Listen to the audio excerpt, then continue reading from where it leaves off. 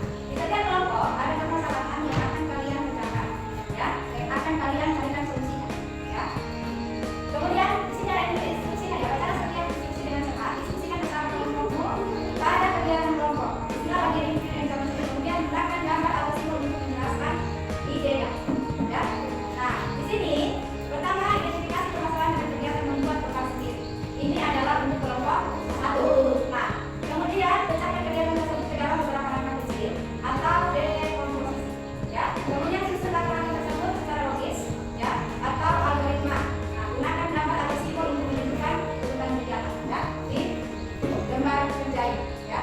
Ini untuk kelompok 1. Untuk kelompok 2, kalian akan membuat jus alpukat. Langkah-langkah untuk ya, kalian akan menyusun urutan buah jus alpukat ya. Sama seperti kelompok 1, kalian juga akan letakkan kegiatan tersebut dalam beberapa langkah kecil ya. Kemudian susun langkah-langkah tersebut secara logis. Nah, gunakan gambar atau simbol untuk menunjukkan urutan kegiatan. Paham ya? Nah, silakan dikerjain kelompok 1. Nah, setelah kalian mengerjakan itu, kalian akan mempresentasikan hasil diskusi kalian, hasil kerja sama kalian di depan sini nanti ya. Nanti yang lain bisa menanggapi hasil diskusi temannya atau hasil presentasi temannya ya. Oke, siap? Oke, silakan.